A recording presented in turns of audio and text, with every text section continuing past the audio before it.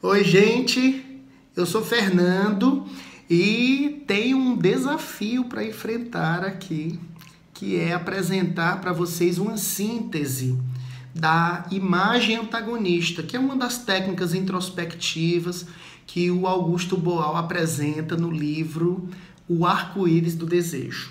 Isso num tempo bem curtinho. Então vamos lá, uma observação geral, certo?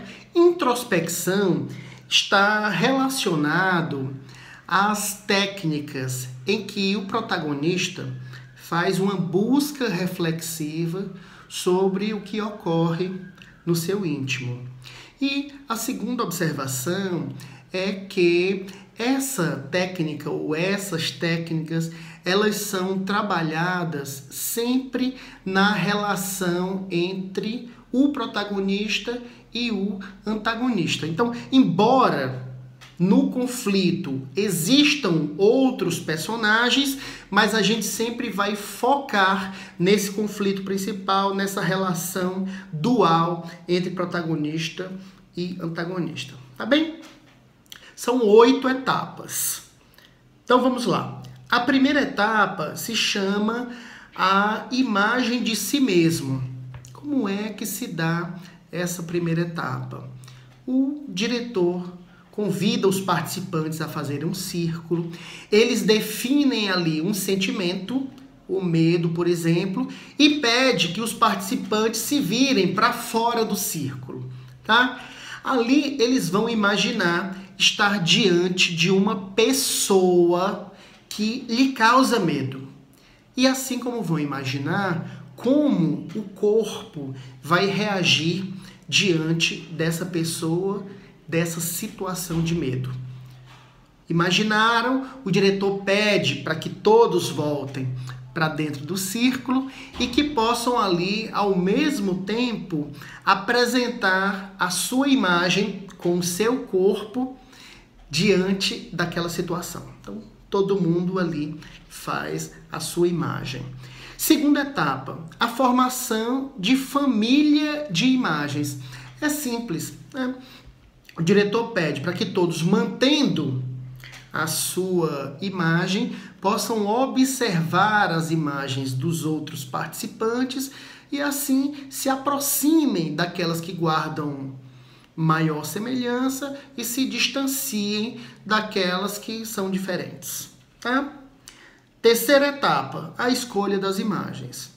O diretor pede que o círculo de participantes possa escolher em cada uma da família das imagens uma imagem que sintetize ou uma imagem que melhor represente aquela família. Quarta etapa, a dinamização. Então, essa etapa tem algumas fases. Primeiro, o diretor vai colocar todas as imagens ali diante do círculo de participantes, né? Essas 4 imagens ou 5 imagens escolhidas como representantes da família. Todos vão ali estabelecer uma relação com aquela imagem, ou seja, olhar para aquela imagem, ver o que aquela imagem te sugere, né? E vão poder fazer alguns comentários objetivos sobre aquela imagem. Depois disso, o diretor vai pedir que essas imagens escolham um ritmo para que elas comecem a se movimentar a partir do ritmo que é inerente àquela situação. Depois, o diretor, além do ritmo, pede que a imagem acrescente uma frase que poderia ser dita naquela situação. Depois, o que é que o diretor faz? Ele pede para que essa imagem do protagonista oprimido vá se transformando, se metamorfoseando na imagem do antagonista opressor, né? A imagem vai fazendo isso, depois o diretor acrescenta mais um ritmo e acrescenta mais uma frase. Tá bem? Passamos à quinta etapa. A quinta etapa, o diretor vai pedir que os participantes que estão no círculo possam olhar para aquela imagem do antagonista e possam se identificar ou simplesmente reconhecer que opressor é aquele ali e quem é que quer substituir essa imagem do opressor. Então, os participantes do círculo podem substituir a imagem do opressor, do antagonista, e pode se colocar diante daquele participante que agora volta a fazer o protagonista. Sexta etapa, as improvisações em 2 modos, antagonista e protagonista diante um do outro. O diretor vai dar 4 comandos: imagem, ritmo, frase e ação, ou seja, a improvisação, né? Sétima etapa, uma segunda improvisação. O diretor vai pedir que as pessoas que estão no círculo possam ali substituir aquele participante que está fazendo o antagonista, o opressor, e que possam, mantendo a imagem do opressor, possam mudar a estratégia do opressor, possam mudar ali a técnica, talvez, que o opressor utiliza para oprimir. Isso vai dar ao participante oprimido, protagonista, a possibilidade de conhecer o opressor e as estratégias que ele utiliza de forma mais ampla.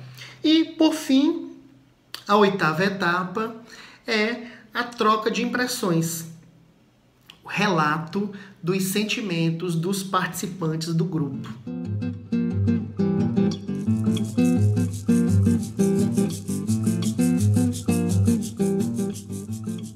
Boa tarde, eu vou apresentar a técnica da imagem analítica, que é uma das mais complexas, mas também muito útil para esclarecer quando a protagonista não sabe muito bem o que se passa com ela, e tem 9 etapas. Então, a primeira etapa é a improvisação. Aí a protagonista vai escolher quem fará qual papel e a linha a seguir.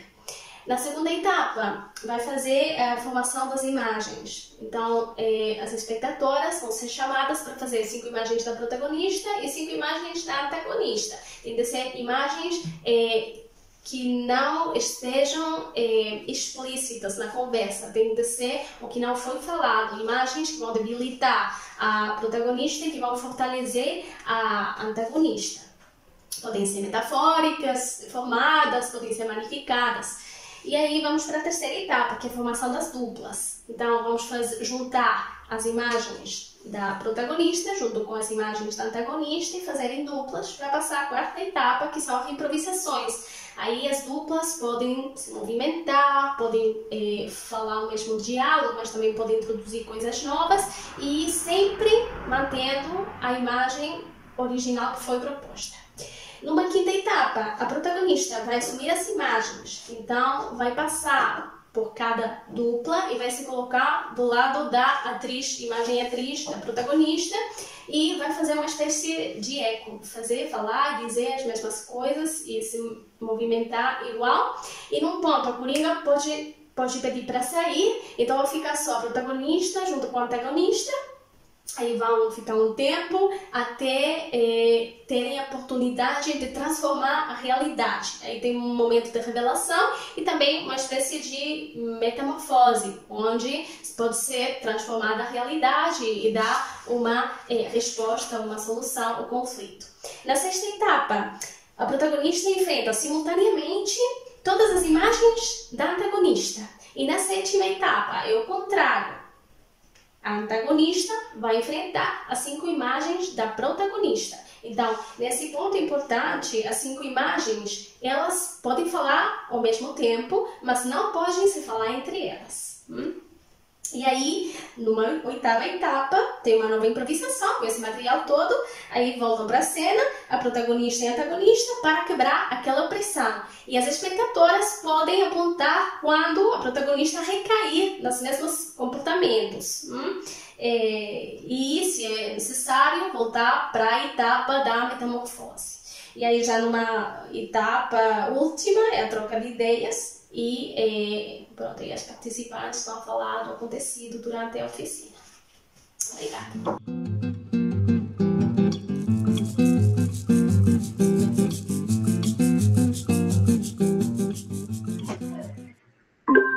Olá, pessoal, eu sou Michele e vou estar trazendo para vocês hoje uma técnica da obra do Boal, chamado Círculo de Máscaras e Rituais.